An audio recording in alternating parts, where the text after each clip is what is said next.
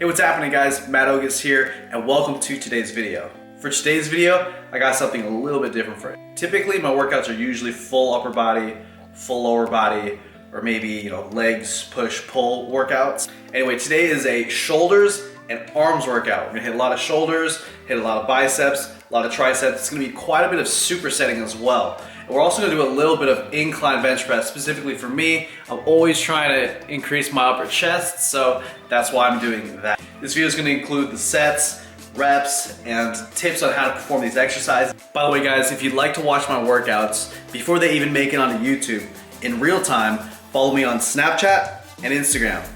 For Snapchat, you can just hold your Snapchat thing to the thing and take a picture of it and it'll automatically load up and you'll follow me. Oh, I almost forgot, if you like this video and you want me to make more like it, hit the thumbs up like button so it'll tell me that you enjoyed it. It'll also help me out and it'll motivate me to make more videos just like this one. And in a comment, please let me know what your favorite part of this entire video was. I appreciate it, thank you guys. Let's get to the workout. First exercise, incline bench press. If you feel like your upper chest and your chest in general is pretty strong, pretty developed, I'd recommend starting off with the overhead press instead. 3 sets of 10, and with this incline bench press, as you can see, I'm really controlling my negative, and I'm also pausing at the bottom. I also like to do a nice long pause on the last rep, but that's just personal preference. The reason I'm pausing on these reps is simply just for me to control the weight and to force myself to be aware of how I'm treating the eccentric. So one big mistake that a lot of people make is they're more so focused on just simply how much weight they can hit with how many repetitions and not necessarily the quality of control of their eccentric or the negative portion of their lift. And that's half of the lift right there. And also by training your eccentrics with control, you're decreasing your risk of injury greatly. And I mean seriously, guys. Next exercise, as you'll see in just a moment, is going to be the shoulder press with dumbbells, but at the bottom, we're going to treat it like the Arnold press. So at the bottom, we're supinating, and then at the top, as we're pressing, we're pronating. So the reason I'm doing this is it's just a personal favorite of mine. Personally, I'm not a huge fan of the Arnold press, which starts like this, ends like this, but it's more of a rotation kind of exercise. YouTube it if you've never seen it before. I don't like that because it kind of grinds my gears a bit. And the reason I'm doing this instead of the regular shoulder press is I personally just like the way it feels for my shoulder health. But anyways, next exercise, rear delt dumbbell swings. As you can see, I'm only using about 45 degrees in terms of the range of motion. Typically, I recommend using a full range of motion, all that good stuff. But when you're doing a dedicated, full shoulders day, and you have the time to do multiple exercises, you can hit different parts of the range of motion with multiple exercises. Then you can go ahead and do something like this. So this is a superset of the dumbbell swing with the dumbbell rear delt row. Almost using the rear delt swing kind of like a primer for this rear delt row, sort of like finishing it off. So an isolation paired with a compound movement to really work the rear delts. And then what I would do is the next time I work these rear delts, I would do them in an exercise that works the full range of motion, such as the rear delt, the machine rear delt fly. So a little bit of variety just for fun and just keep training enjoyable. So next exercise, dumbbell side lateral raises. My main recommendation for this is simply to control the weight and to really feel that top end of the motion where the greatest amount of stress is placed right there at the top. You don't have to go crazy high, but I don't recommend that you swing the weights in terms of using body English. Lower the weights if you're not really getting more than 10 reps, and maybe increase the weight if you're able to do 25 or 30 reps. Next exercise, single arm dumbbell upright rows. I love these right after doing those side lateral raises. Once again, using an isolation exercise followed by a compound movement. This time not superset, but still just a way to fucking destroy my side delts. Really get them popping with basically 2 exercises. You really want to focus on trying to minimize trap involvement, and it's much easier said than done, but it's something that takes time and focus on really minimizing, once again, that trap involvement. So it takes a lot of mind muscle connection and just focusing on what muscles you're feeling. Next exercise is a superset, dumbbell triceps kickbacks with spider curls.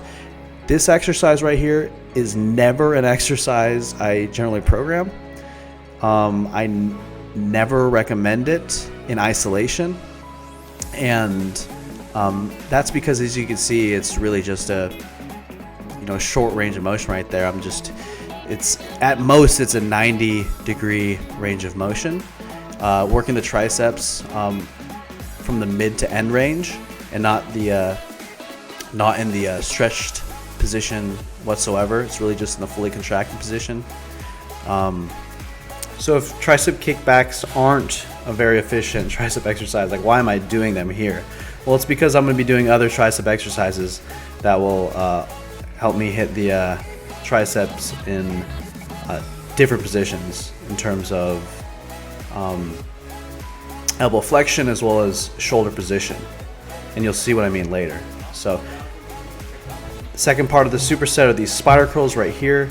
As you can tell at the bottom of the movement, you're not really placing attention on the biceps, but obviously at the top, tremendous amounts of tension on the biceps. We're going to have an exercise later that keeps constant tension even at the bottom position. But anyways, the next superset is dumbbell curls mixed with machine preacher tricep extensions, which are probably my favorite tricep exercise, period. But with these, I recommend doing these for the best bang for your buck, starting with a hammer grip and then supinating as you go up. That way you're working both elbow flexion as well as supination, so both functions of the biceps. I feel like if you only had to do one, if you could only pick one exercise to work in terms of curls, in terms of biceps, it would probably be both arms at the same time, since I'm assuming you're pressed for time, and you'd start, once again, hammer grip and supinated. So supinating as you go up. As you can see here, I kind of started kind of cheating and starting each repetition a little bit more and more supinated, or I started supinating much earlier on in the repetition. But I recommend performing, the first 45 degrees or so, pretty much fully hammer grip, fully neutral, and then supinating as you go up. That way you're really working your biceps in both functions. So after that, the second part of the superset is a machine preacher tricep extension. This is probably my favorite. This is a bit similar to doing skull crushers, but I really like this because even at the fully extended position, there's still a lot of stress placed on the triceps, and it's not just gravity. You have constant tension on your triceps. I also feel like this has always treated my elbows much better than doing easy bar or barbell skull crushers or JM presses or any of that stuff. So in terms of longevity, I like to do these machine preacher tricep extensions. If you've been having problems with skull crushers, even French press, try out that machine. So next and last superset is the single arm cable curl, where I'm kind of letting that shoulder hang and drag back, letting that elbow come back and just be pulled by the weight, so that even with my arm extended, since the cable's coming from behind me, there's still tension on my bicep. As you go through more and more repetitions, you'll find that you start to raise your elbow, and that's perfectly fine. You're still working your biceps. And in fact, it's actually allowing you to work them even better by doing this. This isn't, a compound movement. This is an isolation movement. There's quite a bit of wiggle room and in fact, you're probably getting a better workout by letting your elbows come up so that you can get better contraction in the biceps. So that is superset with single arm overhead triceps extensions like this. I prefer to do it grabbing whatever there is and not necessarily using bars or whatever, just personal preference. One of the keys with triceps is simply to hit them at different shoulder angles. So hit triceps like this, hit triceps like this, hit like this. Your hand position does not matter how the tricep is worked. So right there I was just addressing a common misconception that people have about the triceps, and they think that if they use a supinated, a neutral, or a pronated grip, it's going to affect what part of the triceps they're working. And I'll see people doing standing, cable push downs for the triceps with an undergrip, with a supinated grip, thinking they're working their quote-unquote horseshoe better. But really, hand position in terms of pronation, supination, it doesn't affect how the triceps are worked. I've made multiple videos about it.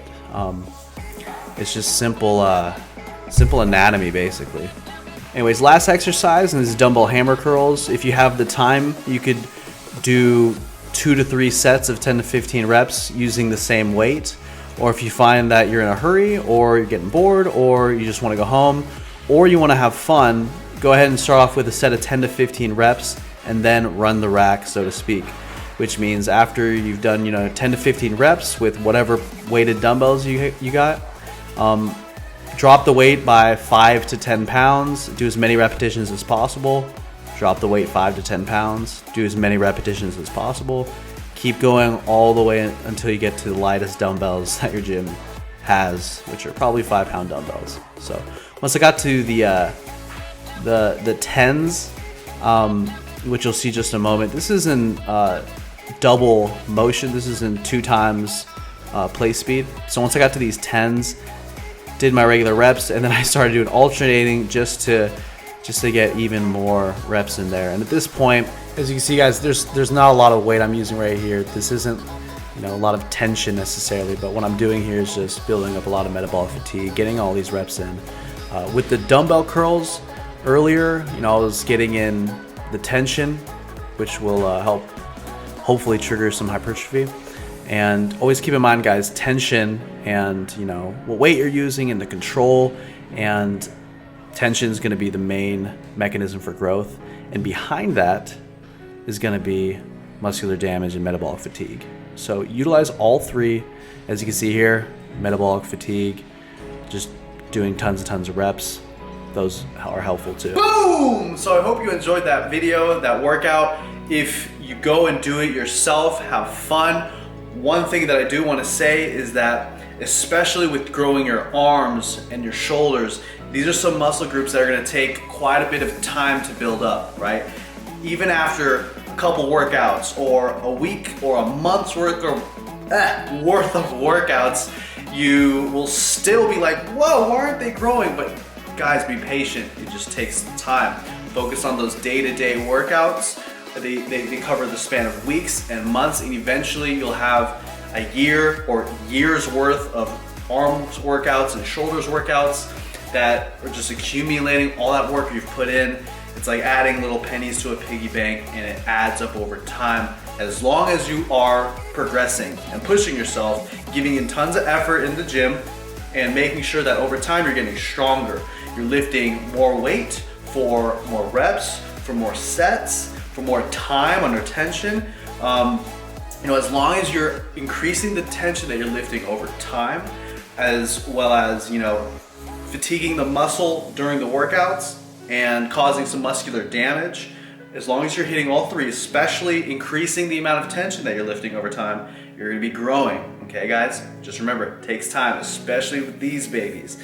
These babies take a long time to grow, trust me. Seriously, they take a really long time to grow. So guys, I hope you enjoyed this video. Please give it a thumbs up, put a lot of work into it. I appreciate you guys so much. Like I said in the beginning, leave a comment, let me know what your favorite exercises were, or maybe your favorite part of this video. Hit that like button, it really helps my YouTube channel. And guys, thank you. One last thing, guys. I have a new Facebook page, facebook.com/MattOgus, and the link will be in the description box. Make sure to give it a like. All right, guys. Take care. See you in the next video.